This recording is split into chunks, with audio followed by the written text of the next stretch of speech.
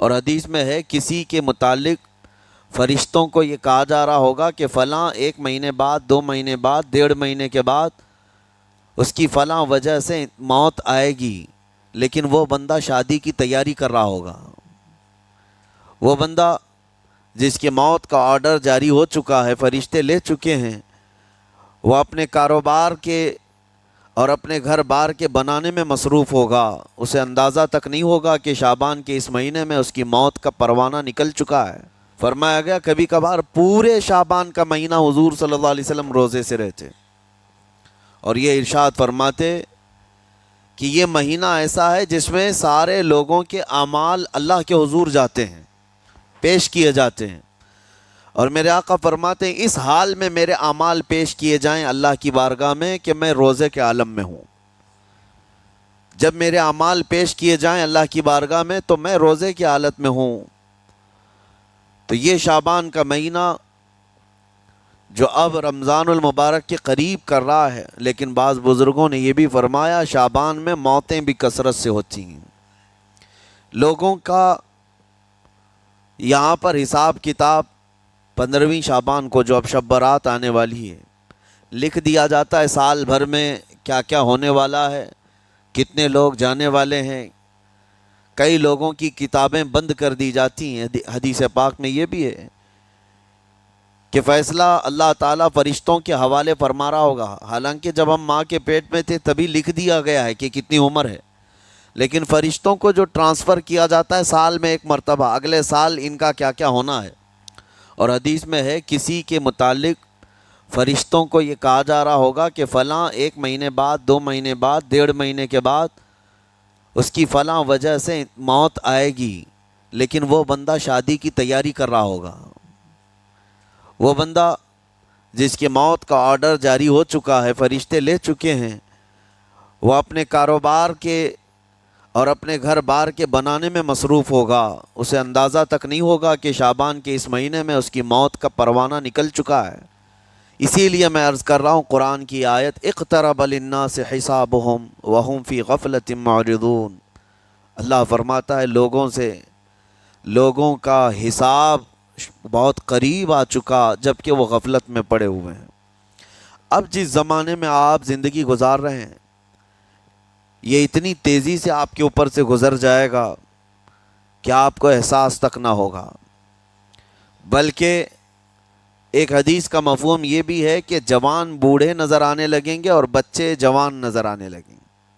وہ دور آئے آج، بچے تو ہمارے جوان ہو ہی چکے ہیں، جو 6 سال کے بچے ہیں، 5 سال کے بچے ہیں، جن کو حقیقت میں بچہ کہا جاتا تھا، اب کے زمانے میں وہ بچے ہی نہیں رہ گئے۔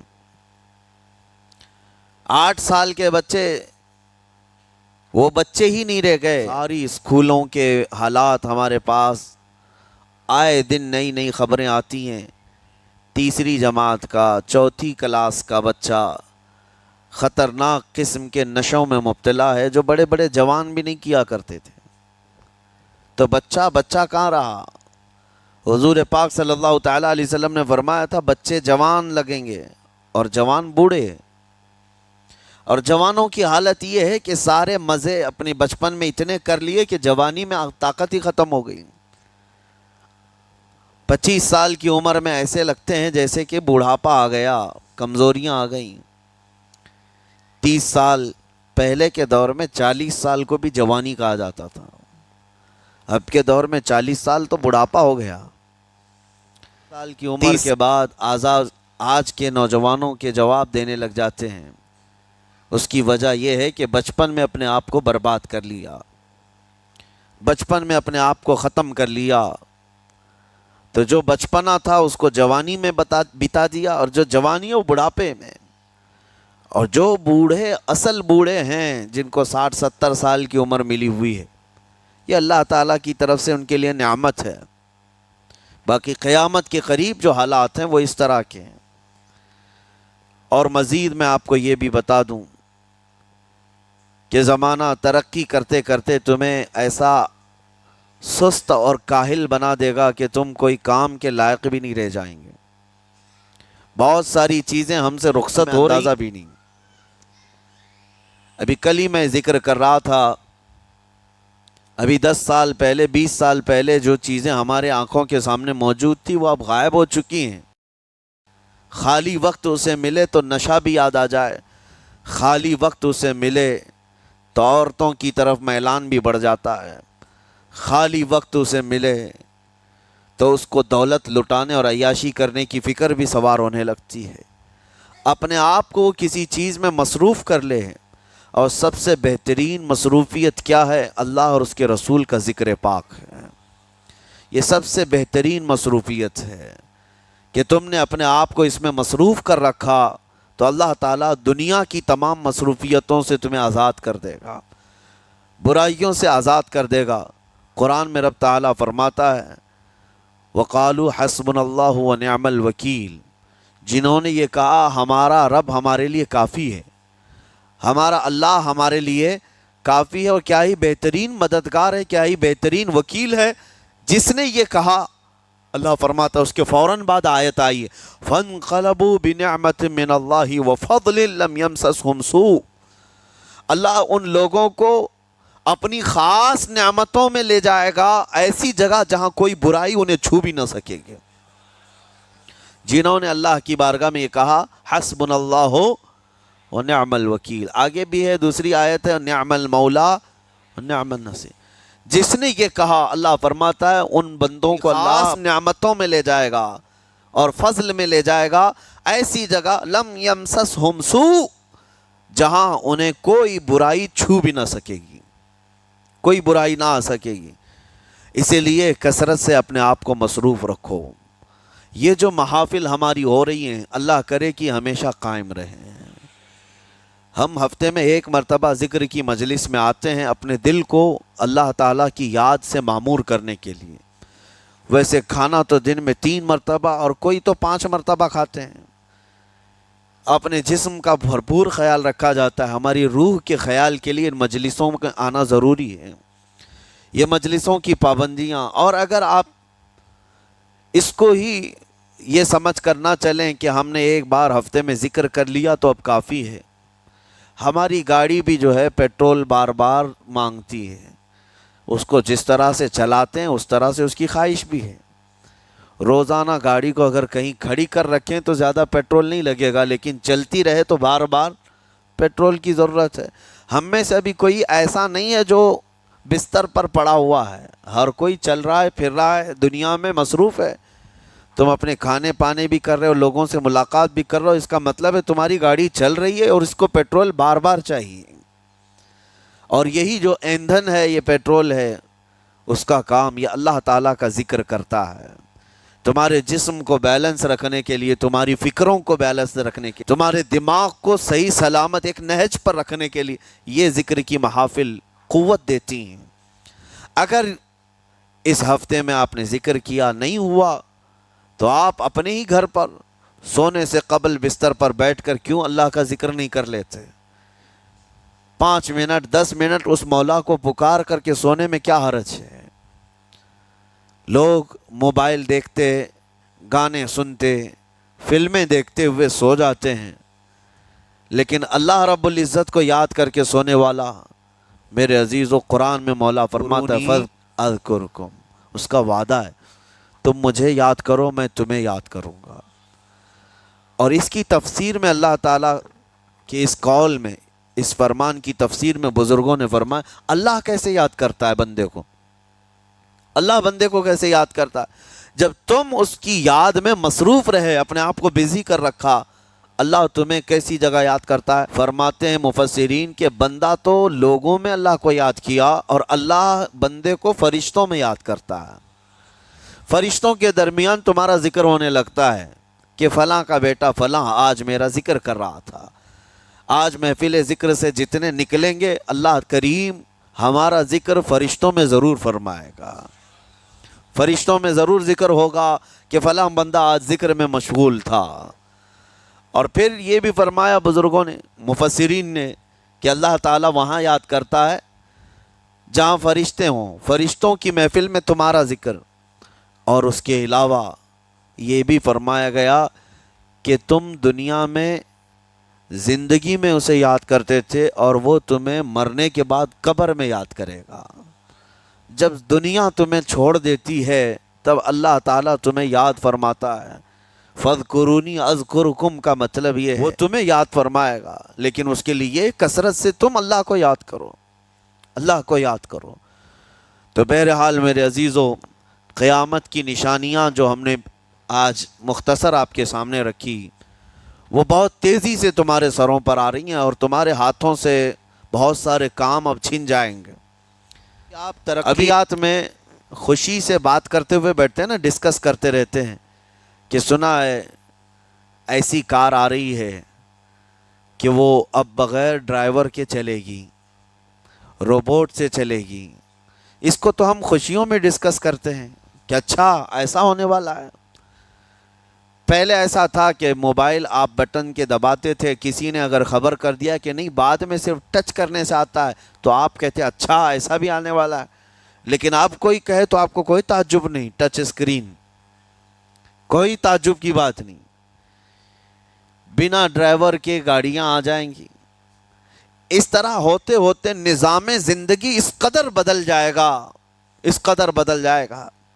آج میری یہ بات نوٹ کر کے رکھ لیں، زندگی باقی رہی تو 10 سال بعد انشاءاللہ ہم ملاقات کریں گے اگر اللہ نے زندگی باقی رکھی، اور اس کے بعد پھر ہماری یہ باتیں میچ کر کے کیا ہوا ہے اور کیا کیا دنیا بدل چکی. اسی لیے میں کوئی بھوشمانی نہیں کر رہا ہوں اور نہ ہی کوئی جوتش بابا ہوں طوطا لے کر جو بیٹھتا ہے، یا تمہارے ہاتھوں کی لکیریں دیکھ کر کے کوئی فیوچر بولنے والا نہیں. مصطفیٰ کریم صلی اللہ تعالیٰ علیہ وسلم کی احادیث سے جو قیامت کے قریب ہونے والے رونما ہونے والے واقعات ہیں، میں ترجمانی کر رہا ہوں حضور کی حدیثوں کی، اس لیے کہ ہمیں پتہ ہے دنیا کے سارے سائنسدان جھوٹ بول سکتے ہیں، مدینے والے کی بات جھوٹ نہیں.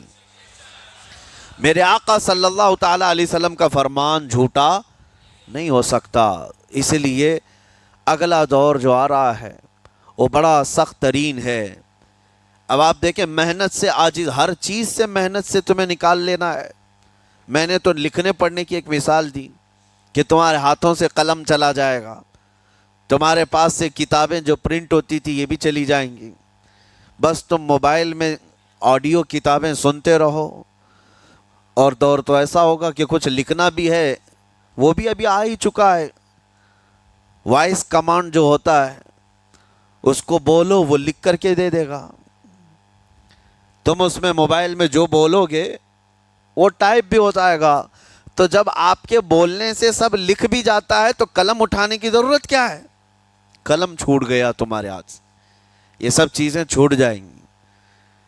آگے اب دور کے متعلق پیشین گوئیاں بعض سائنسدانوں نے یہ بھی کی ہیں کہ بچے پیدا کرنے کے لیے شادی ہونا بھی ضروری نہیں. یہ دنیا کا پلان ہے، یہ میں فطرت خداوندی کو نہیں بتا رہا، اللہ کے قانون کے خلاف ہے. لیکن دنیا یہ بھی چاہتی ہے کہ شادی کی بھی ضرورت نہیں، بچے ہم لیب میں پیدا کریں گے. لیبارٹری کے اندر ماں کی جیسے رحم دانی ہوتی ہے، بچہ دانی، آرٹیفیشیل اس کو تیار کر کے اس کے اندر کسی مرد کے نطفے کو رکھ کر اس کو وہیں پروان دیا جائے گا. نہ کسی یہ شادی کی ضرورت ہے، نہ کوئی عقد، نہ کوئی ایگریمنٹ، کچھ نہیں. جس کو بچہ چاہیے وہ لیب سے خرید لے. ہر طرح کی چیزوں سے تمہیں آری کر دیا جائے. ابھی تو بہت سارے لوگ سوال بھی کرتے ہیں ہم سے ٹیسٹ ٹیوب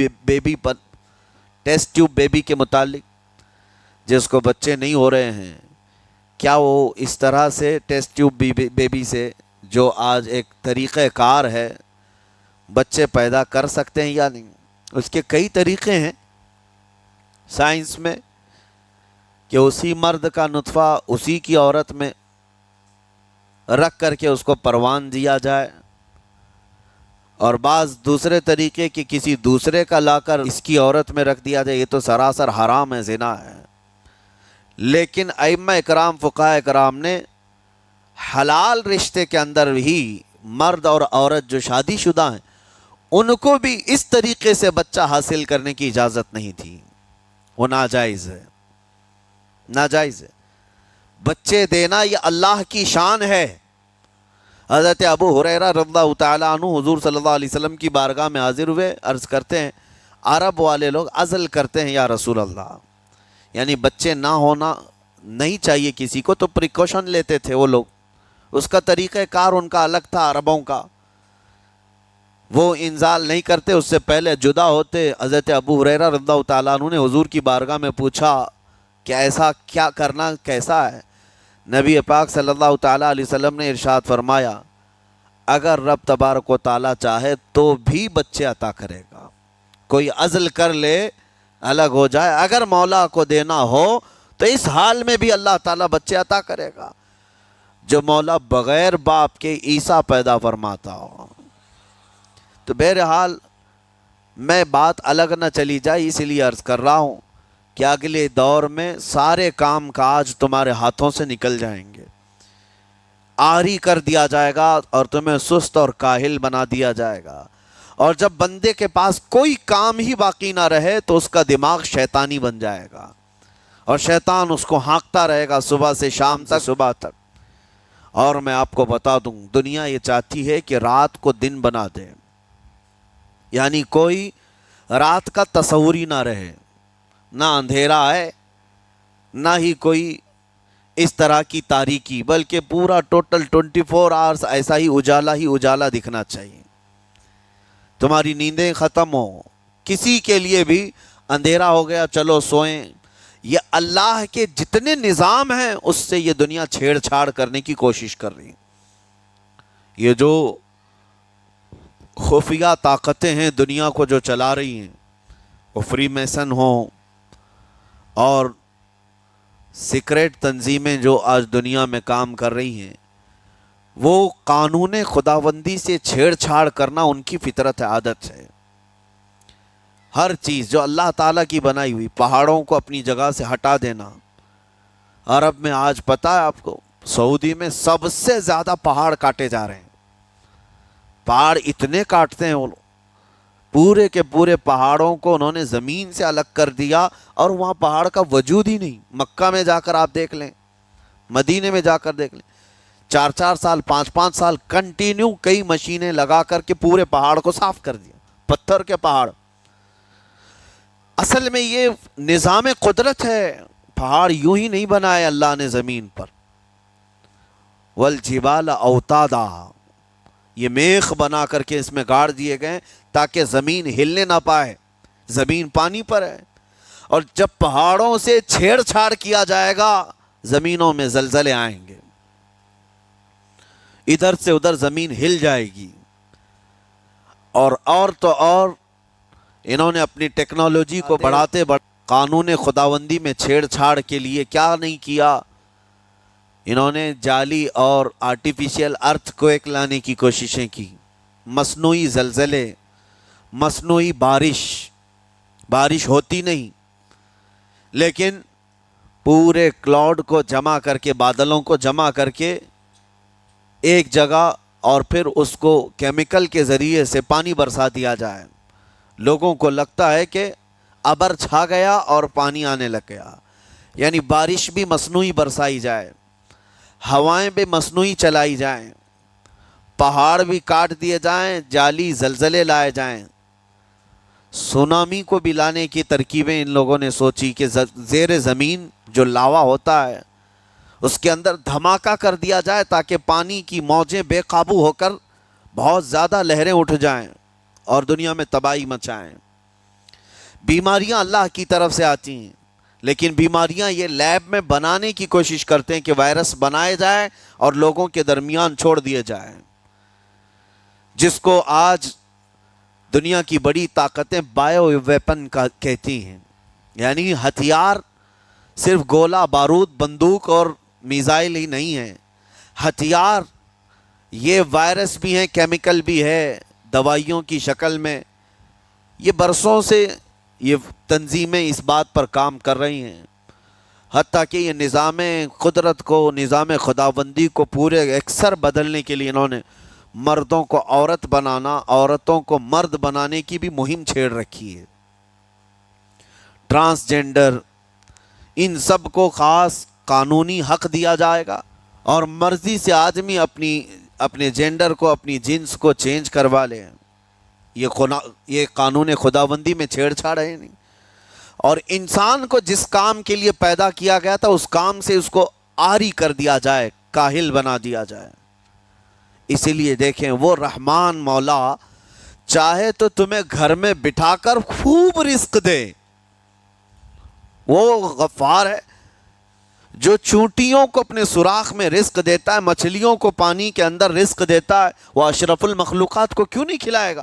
لیکن اس کا حکم یہ ہے اذا قضیت الصلاۃ فانتشروا فی الارض، جب نماز پڑھ لو تو زمین میں پھیل جاؤ اور اللہ کا رزق ڈھونڈو۔ یہ نہیں کہ گھر میں بیٹھ کر کے تم پکارتے رہو رزق آ جا، رزق آ جا، رزق آ جا، یہ نہیں ہے۔ تمہیں کیوں؟ تم کاہل اور سست نہ بنو، تمہیں فرمائے گا ہاتھ پیر چلاؤ۔ نبی پاک صلی اللہ تعالیٰ علیہ وسلم نے ارشاد فرمایا دنیا کا سب سے بہترین رزق وہ ہے جو اپنے ہاتھوں کی کمائی، محنت سے۔ اور حضور فرماتے ہیں اللہ کے نبی داؤد علیہ السلام لوہے کا کام کرتے اور خود اپنے ہاتھوں سے لوہے کو تپا کرتے، اور لوہے کی زرہ جو جنگوں میں پہنی جاتی یہ بنا کر کے بیچتے تھے، اور اس کی آمدنی سے حضرت داؤد علیہ السلام اپنا گھر چلاتے تھے۔ حضرت ادریس علیہ السلام کپڑے سلتے تھے، درزی کا کام کرتے اور اپنا گھر چلاتے۔ حضرت ابراہیم علیہ السلام گھر بنانے کا کام کرتے رہے۔ اسی لیے نبی پاک صلی اللہ تعالیٰ علیہ وسلم نے فرمایا اللہ کے سارے نبی اپنے ہاتھوں کی کمائی کھایا کرتے تھے، کوئی گھر بیٹھ کر کے نہیں۔ جو لوگوں کو آج یہ شوق ہے کہ بس کسی کو جائیداد میں کچھ پراپرٹی ملی تو کرائے پر چڑھا دو اور کرایہ کھاتے رہو، کیوں محنت کرنا ہے؟ کوئی کام کیوں کرنا ہے؟ میں یہ نہیں کہتا کہ کرایہ مت کھاؤ، کھاؤ کرایہ، لیکن اپنے جسم کو ایسا کاہل اور سست بناؤ گے تو یہ شیطان کی آماجگاہ بن جائے گا دماغ، اور اتنے گناہ کرنے لگ جاؤ گے کہ تمہارے کنٹرول میں نہیں رہے گا۔ تم اس کو جتنا خالی اور سست چھوڑو گے، یا آلریڈی جو سائنسدانوں نے چوہوں پر ایکسپیریمنٹ کر کے جو دیکھا، اکثر ایسا ہوتا ہے کہ چوہوں پر جو تجربہ کیا جاتا ہے انسان کے فطرت سے بہت زیادہ میل کھاتا ہے چوہوں کی طبیعت۔ اسی لیے آپریشن تھیٹر میں بھی سکھانے کے لیے چوہے اور مینڈک کا استعمال ہوتا ہے۔ دوائیاں بھی جو سب سے پہلے بنتی ہیں وہ چوہوں کو کھلا کر دیکھی جاتی ہیں۔ انسان کی طبیعت زیادہ اس سے میل کھاتی ہے۔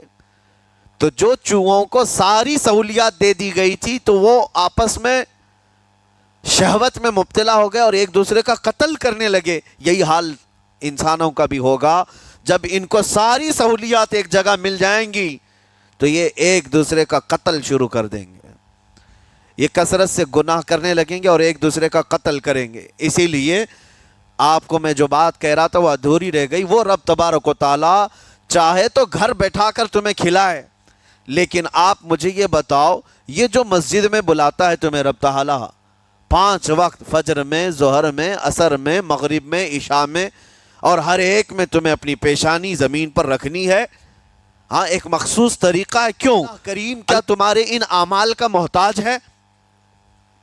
محتاج ہے رب تعالی کہ تم جتنے سجدے کرو گے اس کا پاور بڑھے گا، اس کی طاقت بڑھے گی، تمہاری عبادتوں سے اس کے خزانے بڑھیں گے؟ کچھ نہیں ہونا ہے، وہ بے نیاز ہے، اللہ الصمد، وہ بے نیاز ہے۔ لیکن تمہیں یہ جو پریکٹس کرائی جاتی ہے وہ اسی لیے کہ تم سست اور کاہل نہ بنو۔ کسی گاڑی کو زیادہ دن گیریج میں رکھ دیا جائے، چاہے وہ نئی کیوں نہ ہو، زنگ لگ جاتا ہے اور اس کے بعد پھر اس کے اندر خرابیاں شروع ہو جاتی ہیں۔ انسان اپنے آپ کو اسی طرح کاہل رکھ دے، سست رکھ دے، تو پھر اس کے اندر بھی عجب عجب قسم کی بیماریاں، وہ گناہوں کی بیماریاں بھی شروع ہوتی ہیں اور جسمانی بیماریاں بھی شروع ہوتی ہیں۔ اسی لیے تمہیں 5 وقت یہ پریکٹس بھی کرائی جاتی ہے کہ نمازیں پڑھتے رہو، اپنے آپ کو بزی رکھو، تم بار بار پیشانی زمین پر اٹھاؤ، جھکاؤ، اٹھاؤ۔ یہ پریکٹس اسی لیے کرائی جاتی ہے کہ تمہارا جسم سست اور کاہل نہ رہے۔ اللہ کریم بندوں کے تمام مصالح اور ان تمام حاجتوں کو بہتر جانتا ہے کہ بندہ کس میں بہتر ترقی کر سکتا ہے۔ اسی لیے میرے عزیزو، اپنے آپ کو خالی مت چھوڑو، اپنے آپ کو خالی مت چھوڑو۔ اور وقت ہمارے پاس اتنا کم ہے کہ حساب دینے کے وقت ہمیں سب کو پتہ چل جائے گا قیامت کے دن۔ یہ بھی روایت میں ملتا ہے کہ بندہ یہ یاد کرے گا کہ میرے پاس اتنا وقت تھا، کاش میں کچھ نہ کرتا تسبیح لے کر بیٹھا ہوتا، کاش میں کچھ نہ کرتا دعائیں کر رہا ہوتا، تو اللہ تبارک و تعالیٰ اس کا بدلہ مجھے قیامت میں عطا کرتا۔ لیکن جنہوں نے اپنے اوقات کو یہاں پر خالی گنوا دیے، فضول میں برباد کیے، وہ بہت پچھتاوے میں ہوں گے، بہت پچھتاوے میں ہوں گے۔ جتنا وقت اپنے پاس باقی ہے اس کو مصروف کر دو، اس کو مصروف کر دو۔ اللہ کریم ہم سب کو گزرے ہوئے تمام برائیوں کے کفارہ ادا کرنے کی توفیق عطا فرمائے۔ رب تبارک و تعالی ہمیں سستی اور کاہلی سے محفوظ فرمائے۔ میں آپ کو اس لیے بھی ایکٹیو کر رہا ہوں کہ اپنے آپ کو اتنا پابند کر لو کہ رمضان آنے والا ہے اور اس میں عبادتیں زیادہ ہوں گی۔ کیوں؟ 20 رکعت کھڑے ہونے میں تمہارے جسم میں سستی اور کاہلی نہیں آنی چاہیے۔ ہاں، ایک دن تراویح میں جوش میں آیا اور دوسرے دن افطاری کر کے خراٹے لینے لگ گیا،